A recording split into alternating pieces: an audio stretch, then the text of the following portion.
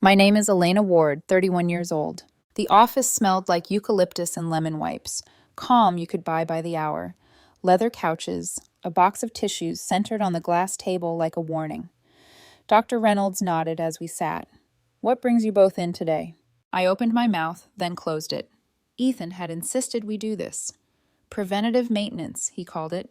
He folded one ankle over his knee, shirt crisp, watch gleaming, posture that belonged to someone who expected to be the most interesting person in any room. I'll start, he said. I love Elena. He paused, searching. She's good, but she's boring. The word didn't stab so much as flatten the air. I looked at Dr. Reynolds. He remained neutral, pen ready. Boring how? The doctor asked. Ethan exhaled like this was brave. Her whole life is work, spreadsheets, Sundays with her brother watching football, the same 3 restaurants. She's been an accountant at the same firm for years. No ambition to move up, no real desire to travel. It's safe. It's small. He wasn't done. I could feel the next sentence cueing. And I need to be honest, he continued, voice gentle in the way a scalpel is gentle. I proposed because I'm 34 and running out of time. Everyone's married, starting families. I can't keep waiting for some perfect, exciting person to show up. Elena is stable. She won't cheat. She's enough. The room went perfectly still, as if the air itself was listening for my heartbeat. Dr. Reynolds turned to me. Elena, how is it hearing that? I stood. I'd like to end this session. Ethan blinked.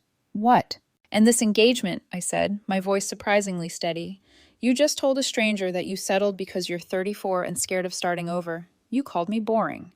You described me like a placeholder for a better story you don't think you have time to find. Why on earth would I marry that? He stared, the practiced empathy slipping. I was being honest. That's what therapy is for. And I'm being honest too, I said. We're done. I took my coat. Ethan's tone sharpened. You can't just leave. We're in the middle of therapy. Session's over, I said. So are we. This is exactly the problem, he raised his voice. You shut down when things get hard. I faced him. I'm not shutting down. I'm listening. You told me exactly how you feel. I heard you. Dr. Reynolds lifted a palm. Perhaps we could all take a breath. No thanks, I said, and stepped into the hallway, the soft-closed door whispering shut behind me like a blessing. I drove home in silence. My apartment didn't feel like mine until the deadbolt clicked. I sank into the couch, the boring couch where I watch boring sports, and stared at the wall long enough for the paint to gain texture. My phone lit up with the first wave. We need to talk. Don't be dramatic. You're overreacting. I turned the screen face down. My hands were steady. My stomach wasn't. At 11, the key turned in my lock. I debated whether to open the door.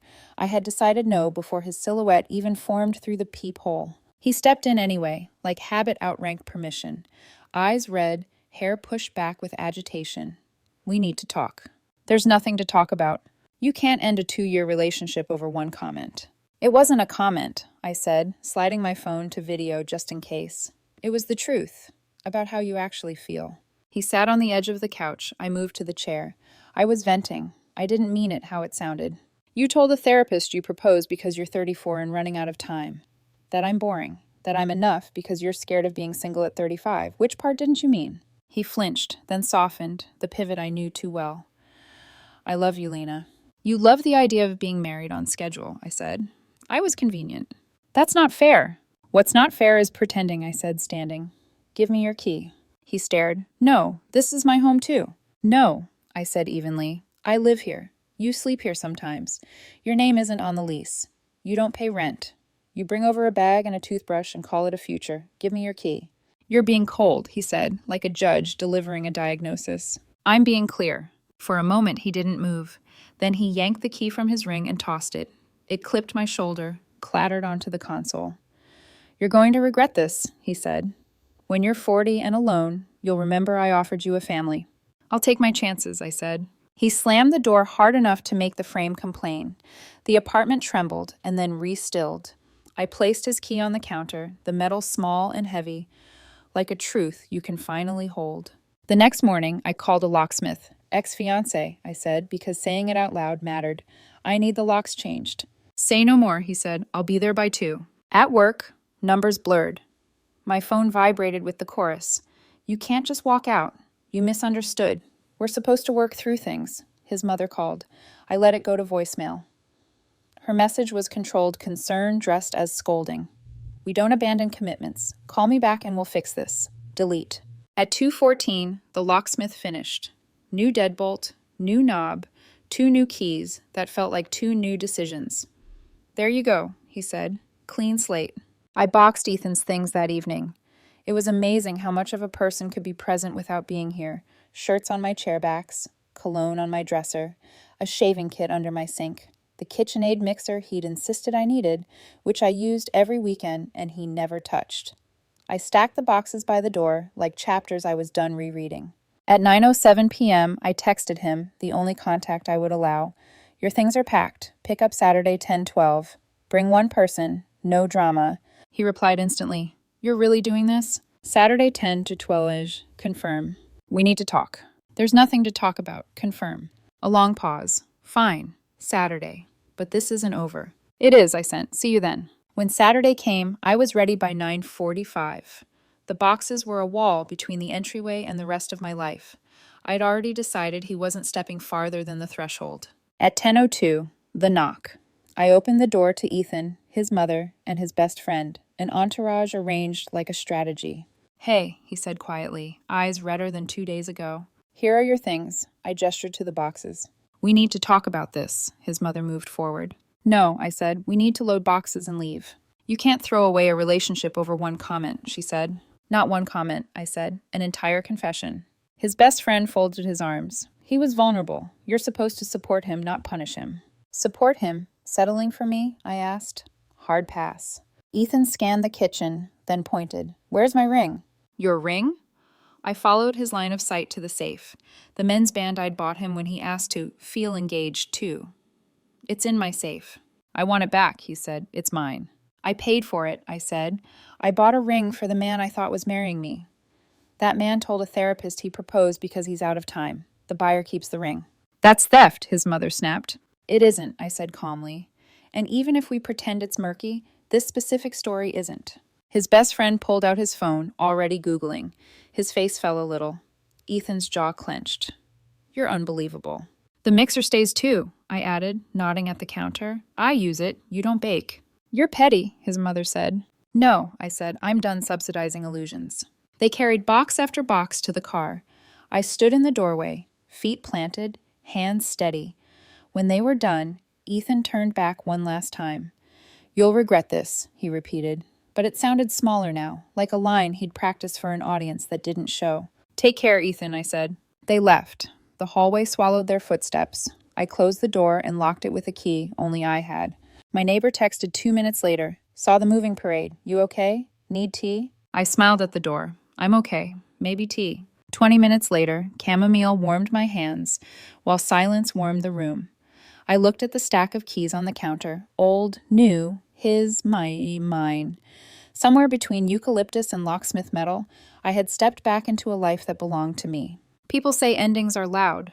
Sometimes they're a click, and then the quiet is finally honest. By Monday morning, the story had already split in 2, the one that happened and the one Ethan preferred. The first sign was an email from HR flagged urgent. I walked into a glass-walled conference room where the director, a woman with composed eyebrows and a legal pad, gestured for me to sit. My manager hovered beside her, confused and concerned in equal measure. We received an anonymous complaint, HR said, tone carefully neutral. Allegations of harassment, threatening messages, creating a hostile environment for a woman. I could feel the heat climb my neck. Not panic, indignation. My engagement ended last week, I said evenly. We exchanged exactly 3 logistics texts to coordinate pickup of his belongings. If there's a hostile environment, it's not here. Can you show us your communications? She asked. I handed over my phone. 3 texts, each short and dull as receipts. Your things are packed. Saturday, 10:12. Bring 1 person. No drama. I tapped the blocked numbers list. 3 of his, 2 of his friends. The director's pen softened its angle. We'll document this, she said, sliding my phone back. Please let us know if you receive further messages or if anyone contacts you here. We take false reports seriously. My manager gave me a look as we stepped into the hall. You good? I'm learning new meanings of the word, I said. At lunch, the rumor machine did its best to be kind. A colleague sidled up in the kitchenette. I heard you and Ethan. I'm sorry. She hesitated. He posted something vague about betrayal made public. Of course he did, I murmured, and smiled to end it. That evening, a letter arrived, 2 pages of indignation dressed as legalese. The letterhead looked like it had been designed in a rush, and there was a coffee ring faint on the corner. Demand for return of property, it announced. The engagement ring, the KitchenAid mixer, compensation for emotional distress and therapy costs incurred. Total demanded $6,150. It might as well have requested damages for bruised ego and lost applause. I snapped photos of each page and sent them to my cousin Tasha, a paralegal who is half sunlight, half scalpel. She called, laughing into her speakerphone. Did a cereal box send that? So it's nothing? It's a wobbly scarecrow. Ring, you purchased. Mixer, you use, can't prove ownership otherwise. Emotional distress. Small claims, judges see through that. Like saran wrap. If they file, call me. But they probably won't. It's for intimidation. I hung up feeling both lighter and tired in a way that sleep can't solve. Powerless people learn to perform power. The show is exhausting to watch. Wednesday, the group chat started chiming like a chorus I didn't audition for. A mutual friend from Ethan's gym texted, "Hey, he says you blew up in therapy and walked out for no reason. Are you okay?" I stared at the screen until the question became permission. Can I tell you exactly what he said? I typed. In front of our therapist, he called me boring, said he proposed because he's 34 and running out of time, that I'm stable enough and unlikely to cheat. Enough, were his words. Then he framed it as honesty. I ended the engagement and changed my locks. A minute passed. Then, holy. He told me you misunderstood him. I'm sorry. You weren't in the room, I wrote. You just listened. That's already more honest than he was. I wasn't trying to win friends. I was done losing myself. Still, the story wanted an audience. The next day, a longtime mutual posted a selfie with a caption about choosing love over ego. The comments filled with hearts, and I kept scrolling until I reached a quiet DM from someone I barely knew. Do you have receipts? People are confused. It wasn't rude. It felt like a lifeline to a version of me that refused to be slandered into silence. I opened a fresh note and made a list called What Actually Happened. The facts lined up cleanly, unadorned. Then I pulled together 3 pieces. A screenshot of my calendar labeled Couples Therapy, Dr. Reynolds, and the timestamp notes app I had open afterward, the first lines I typed with shaking thumbs. He said I'm boring. He said he proposed because time is running out. I ended it. A transcript recreated faithfully while it was still a fresh burn. She's stable. She won't cheat. She's enough. The words looked worse on the screen than they had in the room. An audio clip. I hadn't recorded therapy. That would have been a betrayal I couldn't live with. But later that night, when he barged in and refused to leave, I had hit record. My voice asking for his key. His voice saying, "You'll regret this." The tone mattered. It wasn't heartbreak. It was leverage. I didn't post them to my feed. I didn't want to turn my life into a thread. I shared them selectively. 3 people who'd asked directly, 2 who'd defended me gently in comments, 1 friend of my brother's who had posted, "Men ain't allowed to speak anymore, apparently," and then deleted it. Every person I sent them to replied the same, "I'm sorry, I didn't know. That checks out." By Friday, Ethan had pivoted to a new tone, wounded prophet. His story background gray, white font. Sometimes you have to lose something valuable to learn humility. The comments were what he wanted. Prayer hands, stay strong king, generic sympathy. But threaded between them like the tiniest rivets were other notes. Maybe don't propose because you're running out of time, champ. Or humility begins with truth. Did you tell her she's enough? I didn't court the pile-on. I didn't need penance. I needed distance. When his best friend texted from a new number, "Give her back the ring. She'll take you to small claims," I chose a sentence as spare as bone. "Stop contacting me, or I'll file for harassment. Block." That weekend, I took the ring to the jewelry store where I'd bought it. The owner remembered me. He always remembers the hopeful and the heartbroken. "I'm sorry," he said, weighing the band in his hand, as if rings hold both carats and context. "Me too," I said, and meant it without regret. He offered $3,400. I said yes. That night, I put the deposit on a week at the coast. Off-season, a cedar-shingled rental with a deck and a kettle, and a view that promised larger weather than my head. The confirmation email pinged my inbox like a permission slip. Sunday, my brother came over with 2 coffees and a bag of oranges for no reason. We sat on my couch, my boring couch, and watched the late game like we have since our 20s. When the commercials rolled, he said, eyes still on the screen, he texted me, wanted me to talk sense into you. You going to? I told him you already found it, he said, popping an orange. Also told him that calling you boring is like calling a lighthouse not exciting enough. I laughed, and the laugh sounded like it belonged to someone who gets to keep herself. The next week, HR closed the loop. We've completed our review, the director said over the phone. The complaint was unsupported. If anything further happens, the record we have now will help us act quickly. Thank you, I said. And for what it's worth, thank you for believing facts when they're boring. Boring keeps people employed and safe, she said dryly. Big fan of boring. After we hung up, another message slid into my inbox from a name I recognized only from a tagged photo 2 years ago. Ethan's ex, Mia. Subject line, you're not crazy. Her email was short, neat paragraphs like careful stitches. We never met, but I wanted to tell you something I wish someone had told me sooner. With me, he framed tests as romance. Merging finances early to prove trust. Deadlines to prove love. I left when I realized timelines were doing the loving, not him. I'm sorry you had to hear enough. You are not. You are exactly. Take care. I read it twice, then again. It didn't make me feel vindicated. It made me feel less alone in a pattern I hadn't drawn. That night, the doorbell rang at 8. My camera app blinked to life. Ethan on the stoop, hands in his pockets, posture of a man rehearsing contrition. He looked into the lens like he could see me there. 5 minutes, he said to the camera. Please, I need closure. You got closure at Dr. Reynolds' office, I said through the speaker. There's nothing left. Don't I deserve a chance to explain? He asked. You had one, I said, and you used it to call me boring and enough. He sank onto the step, palms to his eyes. I panicked, he said, voice muffled. I didn't mean it. You meant it more than you mean this performance, I said quietly. Go home, Ethan. He sat a few minutes longer, as if the concrete could pity him into a different ending. When I started dialing my neighbor's number, not even the police, just the nearest witness, he stood and walked away. I watched him get in his car, sit in the dark for a long time, then back out and disappear. I made tea, peach, because the box said calm, and I was curious if you could steep it.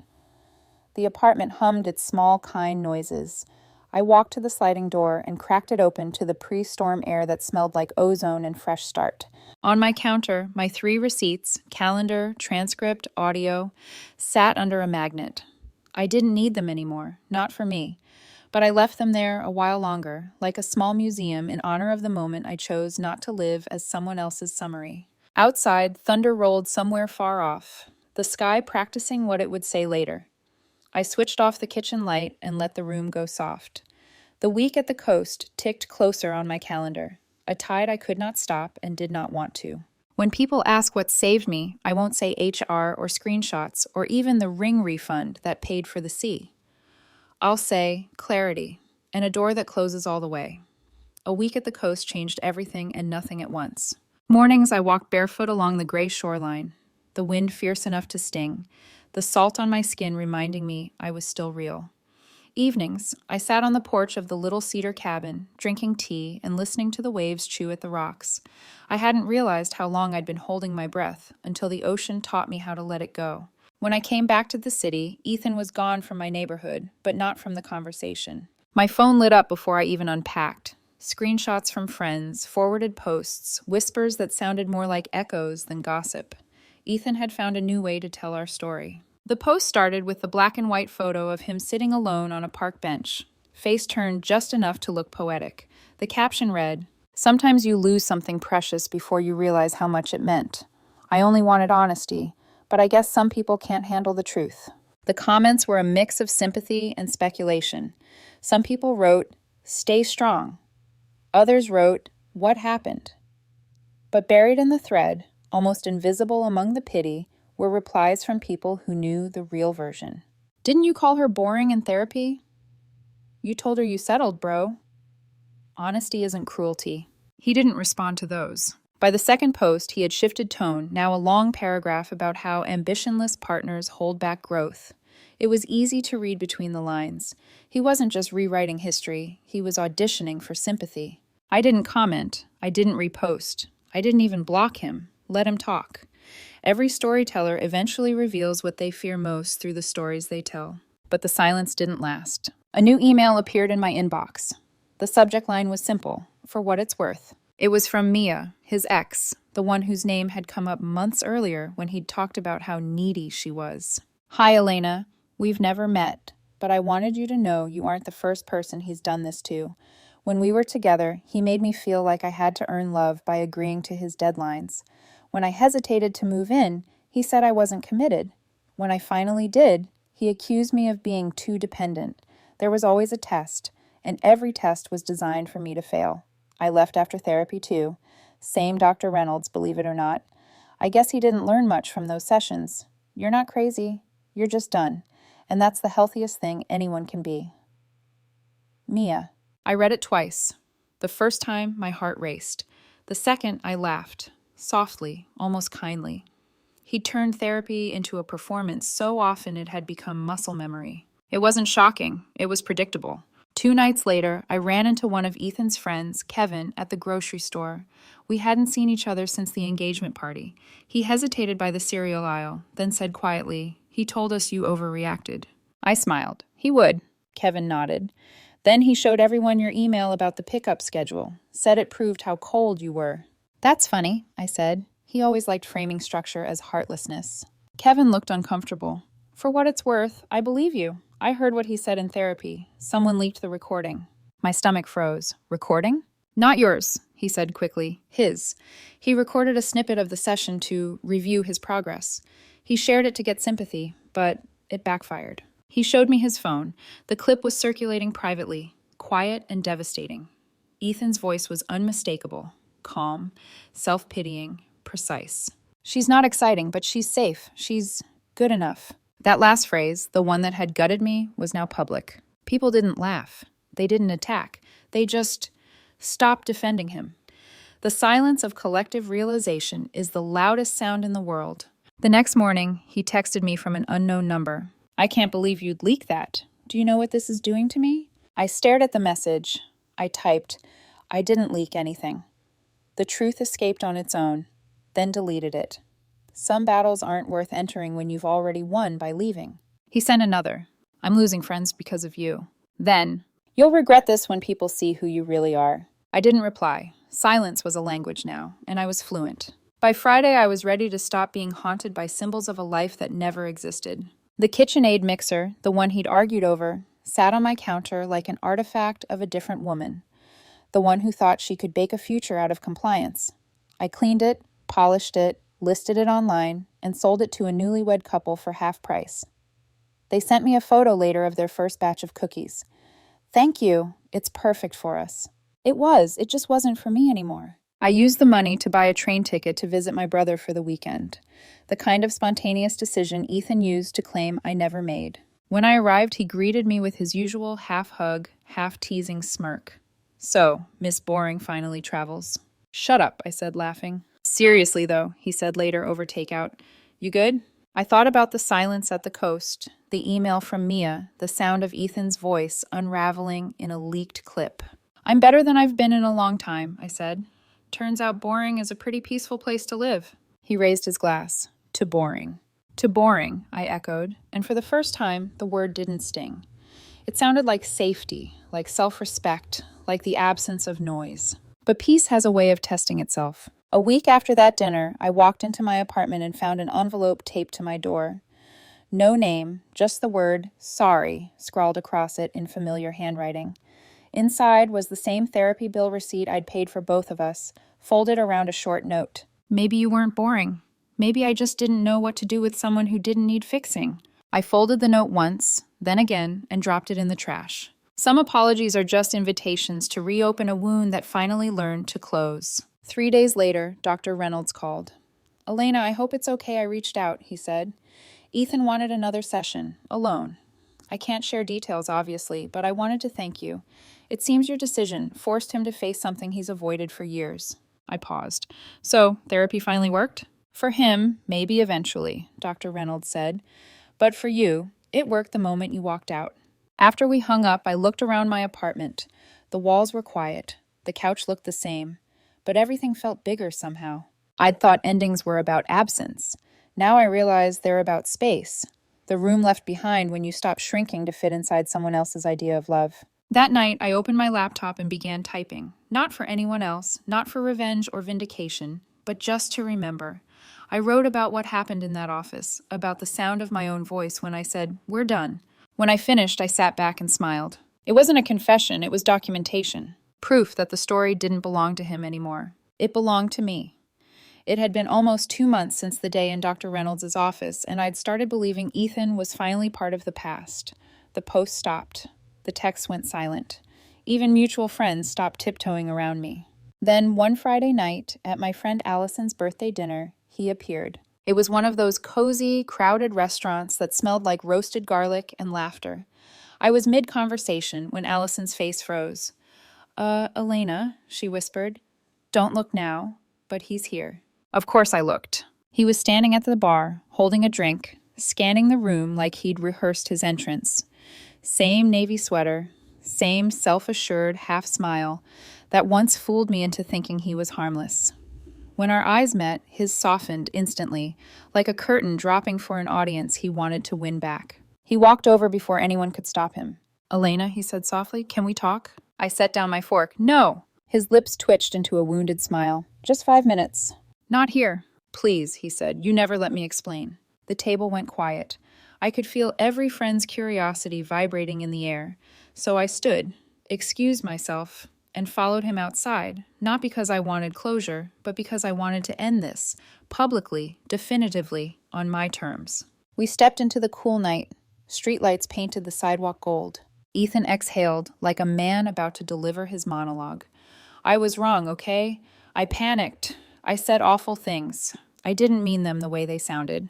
"You said them exactly the way you meant them," I said. He ran a hand through his hair. I was scared. Everyone around me was settling down. I felt behind.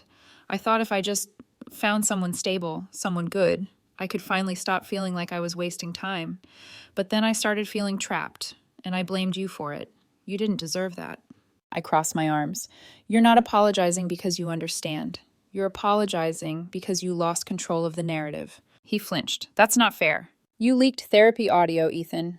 "That wasn't me." "Don't lie," I interrupted. "You recorded it to make yourself look sympathetic. It backfired, and now you're here because you think if you look sorry in person, people will believe you again." He swallowed. "You think I don't regret it? You think I don't wake up every day wishing I'd handled things differently?" "Maybe you do," I said quietly. "But regret isn't the same as growth. You regret being exposed. Growth is facing why you thought calling me boring was honesty instead of cruelty." He took a step closer. "I miss you." I shook my head. "You miss control.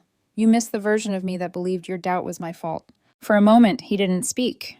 Then his expression shifted, vulnerability giving way to the same brittle pride I'd seen that day in my apartment. "You'll regret walking away," he said. "You'll end up alone. And when you do, you'll realize I was trying to build something real." I smiled, calm and final. "You can't build something real on a lie, Ethan. And I'm not afraid of being alone anymore. I'm afraid of forgetting how peaceful it feels." He opened his mouth, then closed it. His eyes searched my face like he was hoping for the old softness to return, but it didn't. When he finally turned to leave, I didn't watch him go. I just stood there, breathing in the city air, letting it wash over me like cold water after a fever. Inside, my friends were waiting.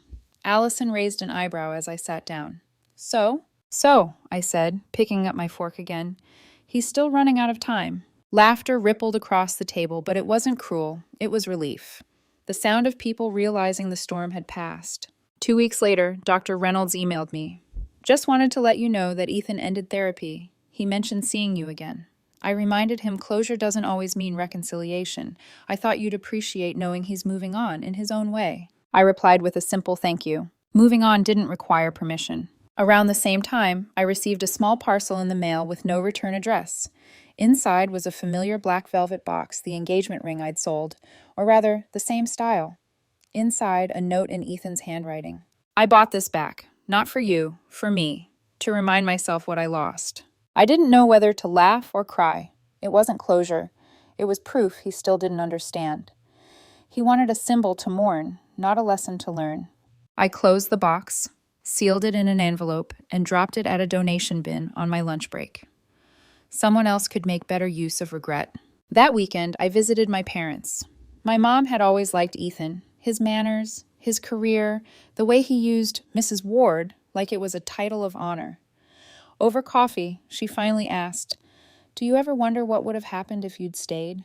"No," I said without hesitation, "but I do wonder what would have happened if I hadn't left." She nodded, slow and thoughtful.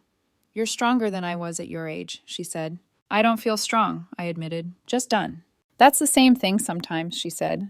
That night, before bed, I scrolled through my photos from the coast, the gray sea, the empty deck, the untouched chair where I used to sit with my morning tea.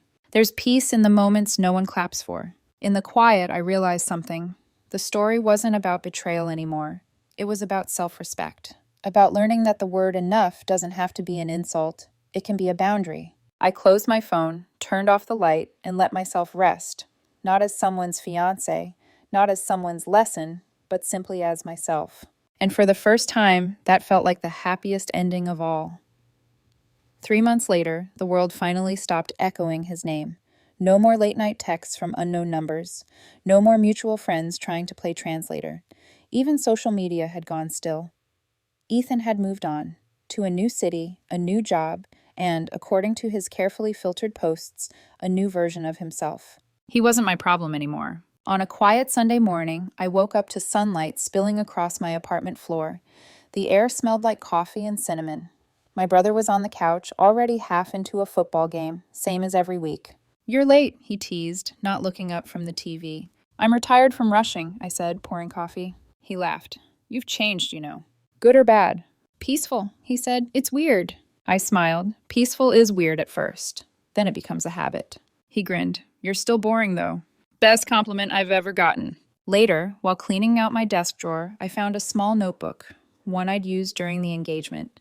It was filled with wedding notes, budgets, half-finished guest lists. I almost closed it right away, but something made me turn the pages. In between florists and deposit reminders, there were journal entries I didn't remember writing. He gets frustrated when I don't react fast enough. He keeps saying I'm too calm. Maybe I'm the problem. Maybe I really am boring. The handwriting slanted, hurried, uncertain.